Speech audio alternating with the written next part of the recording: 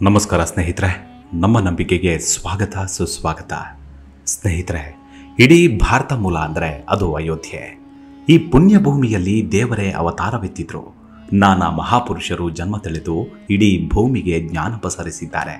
ಈ ನೆಲದ ಐತಿಹ್ಯವನ್ನು ಗಮನಿಸುತ್ತಾ ಹೋದಂತೆಲ್ಲ ನಮ್ಮನ್ನ 4 ಯುಗಗಳಿಂದ ಆಚೆಗೆ ಕೊಂಡೊಯ್ಯುತ್ತೆ. ಆ ಯುಗಗಳಿಂದ ಇವತ್ತಿನವರೆಗೂ ಅಯೋಧ್ಯೆ ಅನ್ನೋ ಹೆಸರು ಅಜರಾಮರವಾಗಿ ನಿಂತಿದೆ. ಇವತ್ತಿನ ಎಪಿಸೋಡ್ನಲ್ಲಿ ಅಯೋಧ್ಯೆಯ ಒಂದಷ್ಟು ಕುತೂಹಲಕರ ಪೌರಾಣಿಕ ಸಂಗತಿಗಳು, ಐತಿಹಾಸಿಕ ವಿಷಯಗಳು, ಸ್ಥಳ ಪುರಾಣದ ಕುರಿತಾದ ಮಾಹಿತಿಯನ್ನ ತಿಳಿದುಕೊಳ್ತಾ ಹೋಗೋಣ. ಅದಕ್ಕೂ ಮುನ್ನ ನಮ್ಮ ನಂಬಿಕೆಗೆ ನಿಮ್ಮ ಬೆಂಬಲವಿರಲಿ. ಸ್ನೇಹಿತರೆ, ಅಯೋಧ್ಯ ನಗರ ಇರೋದು ಉತ್ತರ ಪ್ರದೇಶದ ಫೈಜಾಬಾದ್ ಜಿಲ್ಲೆಯಲ್ಲಿ ಸರಯೂ ನದಿ ದಂಡೆಯ ಮೇಲೆ. ರಾಮಾಯಣ ಗ್ರಂಥದಲ್ಲಿ ಉಲ್ಲೇಖವಾಗಿರುವಂತೆ ಅಯೋಧ್ಯೆಯನ್ನ ಸ್ಥಾಪಿಸಿದವರೆಂದರೆ ಹಿಂದೂ ನ್ಯಾಯದೇವ ಮನು. ವೇದಗಳು ಅಯೋಧ್ಯೆಯ ನಿರ್ಮಾಣದ ಕುರಿತು ಮನುವಿನ ಹೆಸರನ್ನ ಉಲ್ಲೇಖಿಸ್ತವೆ. ಇನ್ನೊಂದು ವಾದದ ಪ್ರಕಾರ ಅಯುಧ್ಯ ಚಕ್ರವರ್ತಿಯ ಹೆಸರಿನ ಸ್ಮರಣಾರ್ಥ ಅಯೋಧ್ಯೆ ಎಂಬ ಹೆಸರು ಬಂದಿದೆ. ಶತಶತಮಾನಗಳ ಕಾಲ ಇದು ಸೂರ್ಯವಂಶದವರ ರಾಜಧಾನಿಯಾಗಿತ್ತು. ಇವರಲ್ಲಿ ಅತಿ ಪೂಜ್ಯನೂ ಶ್ರೇಷ್ಠನೂ ಆದ ರಾಜನೆಂದರೆ ಅದು ಭಗವಾನ್ ಶ್ರೀರಾಮ. ಶ್ರೀರಾಮನ ತಂದೆ ದಶರಥನ ಆಳ್ವಿಕೆಯಲ್ಲಿ ಅಯೋಧ್ಯೆ ಕೋಸಲ ದೇಶವೆನಿಸಿತ್ತು. ಸ್ಕಂದ ಮತ್ತು ಇತರ ಪುರಾಣಗಳು ಹೇಳುವಂತೆ ಅಯೋಧ್ಯೆ ಪಟ್ಟಣ ಭಾರತದ 7 ಪವಿತ್ರ ಕ್ಷೇತ್ರಗಳಲ್ಲಿ ಒಂದು.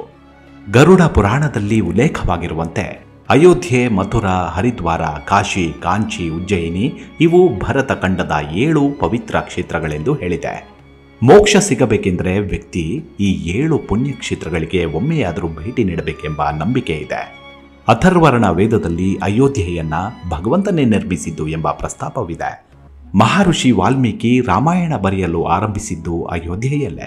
ರಾಮಾಯಣದ ಆರಂಭದ ಅಧ್ಯಾಯಗಳಲ್ಲಿ ಈ ರಾಜ್ಯ ಸಂಪದ್ಭರಿತವಾಗಿತ್ತು, ಜನರು ನೆಮ್ಮದಿಯಿಂದ ಯಾವುದೇ ಆತಂಕವಿಲ್ಲದೆ ನೆಲೆಸಿದ್ರು ಎಂದು ವಾಲ್ಮೀಕಿ ಮಹರ್ಷಿ ಬರೆದಿದ್ದಾರೆ.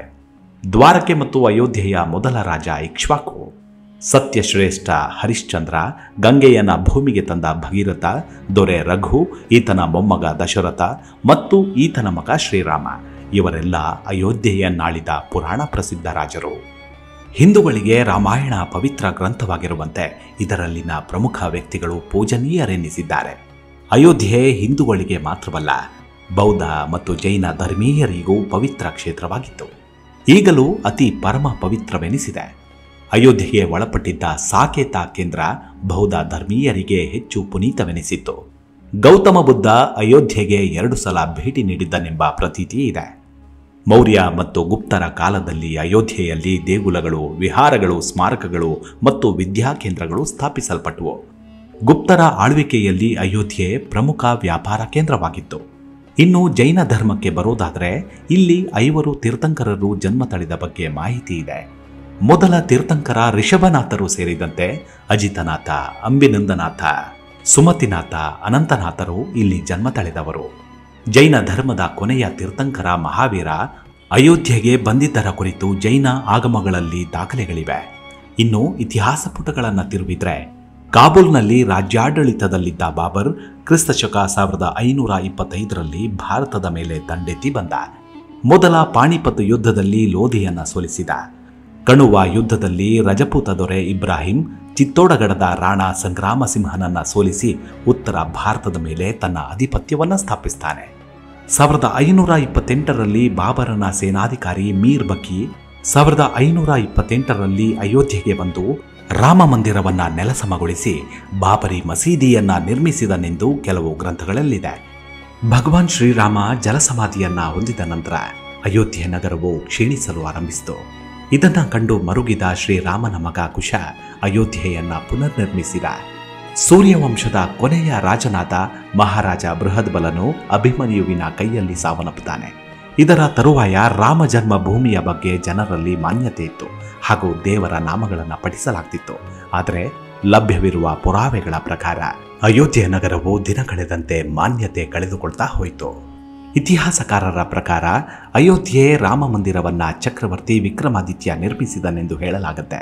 ಪುರಾವೆಗಳ ಪ್ರಕಾರ ವಿಕ್ರಮಾದಿತ್ಯ ವಾಯು ವಿಹಾರಕ್ಕೆಂದು ಅರಮನೆಯಿಂದ ತೆರಳಿರ್ತಾನೆ.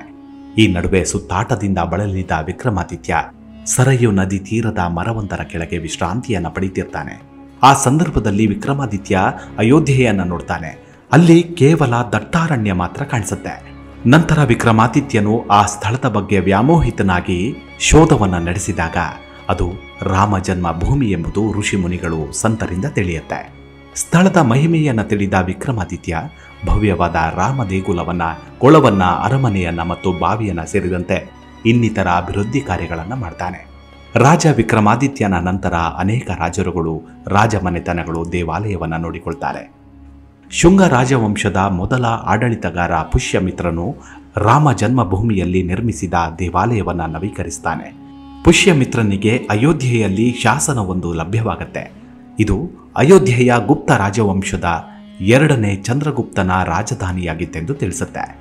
ಕಾಳಿದಾಸನು ಕೂಡ ರಾಮ ದೇವಾಲಯದ ಕುರಿತು ಉಲ್ಲೇಖಿಸಿದ್ದಾನೆ. 2ನೇ ಚಂದ್ರಗುಪ್ತನ ನಂತರ ಅನೇಕ ರಾಜರುಗಳು ಮತ್ತು ಚಕ್ರವರ್ತಿಗಳು ರಾಮ ಮಂದಿರವನ್ನ ನೋಡಿಕೊಂಡರು ಎಂದು ಇತಿಹಾಸ ಹೇಳುತ್ತೆ. ಅಯೋಧ್ಯೆ ಮತ್ತದರ ಹತ್ತಿರದಲ್ಲಿ ಐತಿಹಾಸಿಕ ಕಟ್ಟಡ ಸ್ಮಾರಕಗಳಿವೆ. ಅದರಲ್ಲಿ ಹನುಮಾನ ಗಾರಹಿ ಮುಖ್ಯ ದೇಗುಲ ಬೆಟ್ಟದ ಮೇಲಿದೆ. ಇದನ್ನು ತಲುಪಲು 67 ಮೆಟ್ಟಿಲುಗಳನ್ನು ಹತ್ತಬೇಕು.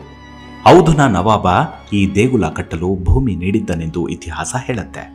ತ್ರೇತಾಕೆ ಠಾಕೂರ್ ಇದು ಹಿಂದೆ ರಾಮ ಅಶ್ವಮೇಧ ಯಾಗ ನಡೆಸಿದ್ದನೆನ್ನಲಾದ ಸ್ಥಳ. ಇಲ್ಲಿ 300 ವರ್ಷಗಳ ಹಿಂದೆ ಕುಲ್ಲುದ ರಾಜ ಮಂದಿರ ನಿರ್ಮಿಸಿದ. ಸೀತಾಕಿ ರಸೋಯಿ ಇದು ಸೀತೆ ಮದುವೆಯಾದ ಹೊಸತರಲ್ಲಿ ರಾಮನ ಕುಟುಂಬದವರಿಗೆ ಅಡುಗೆ ಮಾಡಿದ ಸ್ಥಳ. ಇಲ್ಲಿ ರಾಮನ ಸೋದರರಿರುವ ದೇಗುಲ ಇದೆ. ಸರಯು ನದಿಯ ದಂಡೆಯ ಮೇಲೆ ಆಮ್ಕಿ ಪೈದಿ ಹೆಸರಿನ ಸ್ನಾನಗೃಹಗಳು ನಯಾಘಾಟ್ನಲ್ಲಿವೆ. ರಾಮನ ಮಗ ನಿರ್ಮಿಸಿದನು ಎನ್ನಲಾದ ನಾಗೇಶ್ವರನಾಥ ಮಂದಿರ ತುಂಬಾನೇ ಪ್ರಸಿದ್ಧವಾಗಿರುವಂಥದ್ದು. 1816ರಲ್ಲಿ ಔಧನ ನವಾಬ ಶುಬಾ ಉದ್ ದೌಲಾಹ್ ತನ್ನ ಪತ್ನಿ ಬಹು ಬೇಗಂಳ ನೆನಪಿಗಾಗಿ ಮಕಬಾರ ಕಟ್ಟಿಸಿದ. ಸರಯು ನದಿಯ ಹತ್ತಿರ ರಿಷಭದೇವ ಉದ್ಯಾನವಿದೆ.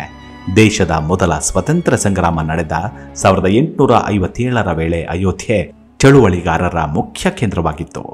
ದಶರಥ ಮಹಾರಾಜನ ಜ್ಯೇಷ್ಠ ಪುತ್ರ ರಾಮ ಕೌಸಲ್ಯಾದೇವಿಯ ಪುತ್ರ. ದಶರಥ ಪ್ರಾಯಕ್ಕೆ ಬಂದ ರಾಮನನ್ನ ಪಟ್ಟಕ್ಕೆ ತರಬೇಕೆಂದಾಗ ಚಿಕ್ಕಮ್ಮ ಕೈಕೇಯಿ ತನ್ನ ಮಗ ಭರತನಿಗೆ ಯುವರಾಜನ ಪಟ್ಟ ಕಟ್ಟಬೇಕೆಂದು ಹುನ್ನಾರ ಮಾಡಿ ರಾಮ ಲಕ್ಷ್ಮಣರು 14 ವರ್ಷ ವನವಾಸಕ್ಕೆ ಕಳುಹಿಸುತ್ತಾಳೆ. ಪರಿಸ್ಥಿತಿಯ ಸೂಕ್ಷ್ಮತೆಯನ್ನರಿತ ರಾಮ ಪತ್ನಿ ಸೀತೆ ಮತ್ತು ಸೋದರ ಲಕ್ಷ್ಮಣರೊಂದಿಗೆ ವನವಾಸಕ್ಕೆ ಹೋಗ್ತಾನೆ. ಅಲ್ಲಿ ರಾವಣ ಸೀತೆಯನ್ನು ಅಪಹರಿಸಿ ಲಂಕೆಗೆ ಹೊತ್ತೊಯ್ತಾನೆ. ರಾಮ ವಾನರ ಸೇನೆಯ ನೆರವಿನಿಂದ, ಮುಖ್ಯವಾಗಿ ಹನುಮಂತನ ಸಹಾಯದಲ್ಲಿ ಲಂಕೆಗೆ ಹೋಗಿ ರಾವಣನನ್ನು ಸಂಹರಿಸ್ತಾನೆ. ಇತ್ತ ರಾಮನಿಗೆ ತನ್ನ ತಾಯಿ ಕೈಕೇಯಿ ಮಾಡಿದ ಅನ್ಯಾಯದಿಂದ ನೊಂದ ಭರತ ರಾಮನ ಹೆಸರಿನಲ್ಲಿ ರಾಜ್ಯವಾಳ್ತಾನೆ. ರಾಮ ವನವಾಸ ಮುಗಿಸಿ ಅಯೋಧ್ಯೆಗೆ ಹಿಂತಿರುಗಿದಾಗ ಭರತ ಆತನಿಗೆ ಪಟ್ಟ ಬಿಟ್ಟುಕೊಡ್ತಾನೆ. ಮುಂದೆ ಶ್ರೀರಾಮ ಪ್ರಜೆಗಳನ್ನು ತನ್ನ ಮಕ್ಕಳಂತೆ ನೋಡಿಕೊಂಡು ರಾಜ್ಯಭಾರ ನಡೆಸ್ತಾನೆ. ಇಡೀ ಭರತಖಂಡವೇ ರಾಮರಾಜ್ಯವೆಂದೇ ಖ್ಯಾತವಾಗತ್ತೆ. ಸತ್ಯ, ತ್ಯಾಗ ಮತ್ತು ನ್ಯಾಯ ಇವು ರಾಮಾಯಣದ ಮುಖ್ಯ ಸಂದೇಶಗಳು. ರಾಮ ಪಟ್ಟದಲ್ಲಿ ಇರುವಾಗಲೇ ಅಗಸನೊಬ್ಬ ಸೀತೆಯ ಬಗ್ಗೆ ಸಂದೇಹದ ಮಾತುಗಳನ್ನಾಡ್ತಾನೆ. ವನವಾಸದಲ್ಲಿ ಕಾಯ, ವಾಚ, ಮನಸ ತಾನು ರಾಮನ ಧರ್ಮಪತ್ನಿಯಾಗಿದ್ದೇನೆಂಬುದನ್ನು ನಿರೂಪಿಸಲು ಸೀತೆ ಚಿತೆಗೆ ಆಹುತಿಯಾಗಿ ತಾನು ಪರಿಶುದ್ಧಳೆಂಬುದನ್ನು ಸಾಬೀತು ಮಾಡ್ತಾಳೆ. ಮುಂದೆ ಲವ ಮತ್ತು ಕುಶರೆಂಬ ಮಕ್ಕಳಿಗೆ ಸೀತೆ ಜನ್ಮ ನೀಡ್ತಾಳೆ. ರಾಮ ಮತ್ತು ಸೀತಾಮಾತೆ ಆದರ್ಶರಾಗ್ತಾರೆ. ಇವರ ಜೊತೆಯಲ್ಲಿದ್ದು ಲಕ್ಷ್ಮಣ ಮತ್ತು ಆಂಜನೇಯರು ಕೃತಾರ್ಥರಾಗ್ತಾರೆ. ಸರ್ವಂತರ್ಯಾಮಿ ವಿಷ್ಣು ರಾಮನ ಅವತಾರವೆತ್ತಿ ಇಡೀ ಭೂಮಂಡಲಕ್ಕೆ ಧರ್ಮದ ಪಾಠ ಬೋಧಿಸಿ ಸನಾತನ ಧರ್ಮದ ಧ್ಯೇಯವೇನೆಂಬುದನ್ನು ಸಾರಿ ಹೇಳ್ತಾನೆ. ಆ ಭೂಮಿ ಭೂಮಂಡಲದಲ್ಲೇ ಶ್ರೇಷ್ಠವೆನಿಸಿಕೊಳ್ಳುತ್ತೆ. ಇಂದು ನಾವುಗಳು ಆ ಪುಣ್ಯ ನೆಲದ ಬಗ್ಗೆ ತಿಳಿಯುವ, ನೋಡುವ, ಬದುಕುವ ಅವಕಾಶ ನೀಡಿದ ಆ ಪರಮಾತ್ಮನಿಗೆ ಸಾಷ್ಟಾಂಗ ನಮಸ್ಕರಿಸುತ್ತಾ ಮುಂದಿನ ಎಪಿಸೋಡ್ನಲ್ಲಿ ಮತ್ತೆ ಸಿಗೋಣ. ಅಲ್ಲಿವರೆಗೂ ನಿಮ್ಮ ಆರೋಗ್ಯದ ಕಡೆ ಗಮನವಿರಲಿ. Take care. ನಮಸ್ಕಾರ. ಜೈ ಸನಾತನ, ಜೈ ಶ್ರೀರಾಮ್.